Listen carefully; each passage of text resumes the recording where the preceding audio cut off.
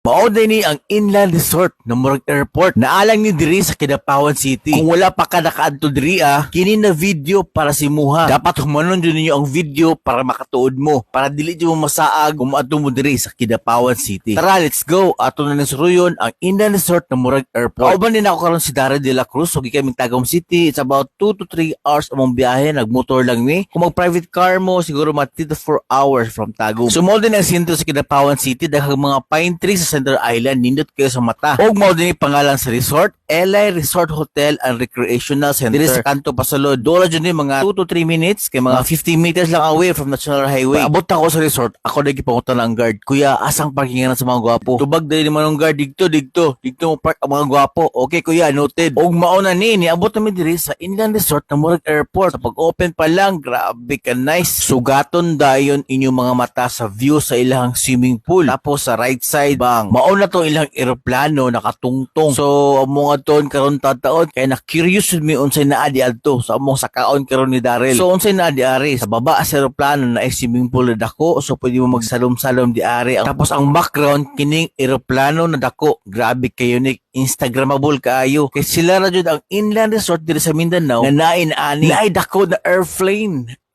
or airplane sa sulod sa ilang inland resort. So mao din ilang function hall. So Mount Apo Aircraft tawag diri. It's a 3-story building. So ang second floor ani dito ilang mga rooms. So ang third floor sa rooftop dito oni nakapatong ang ilang eroplano. So amo ning sudlon karon unsang naa sulod di ari. Shout out di kay Kuya Spider mo na nag-guide sa mo karon, buotan kay si Kuya. So iya jud gipasulod ang ilang function hall na eroplano. Tanaw, grabe oh. Mura jud mo na sa sulod sa eroplano sa kadako sa nindot sa ilaha function hall. So kini na place perfect sa mga big events like kasal, dibu, big seminar, mga orientation. So mo try tagawas, mo ra mo ni gawas sa plano. Sa ilahang door pa lang. Grabe. Kapa kayo. So ato nang sudlo nilang cockpit or diri ning murag tambayanan sa mga pilot kunuhay. So diri nakabot ang ilang mga sound system. Og mo na ni ato nang sudlon ang ilahang tambayanan sa pilot. So diri ang ilang mga sound system. So diri nakatago tanan. So mga lights, so unique jud kaya siya. So during event nakita na ko silang FB page ang mga waitress or nakasuot og mga pang mura pag flight attendant. Og niadto na midala silang swimming pool. So open ang resort from 8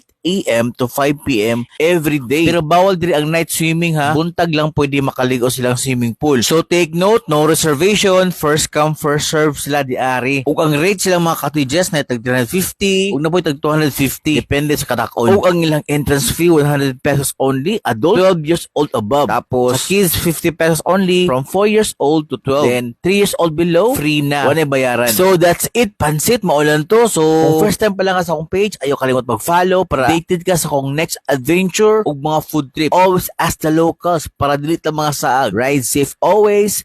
God bless.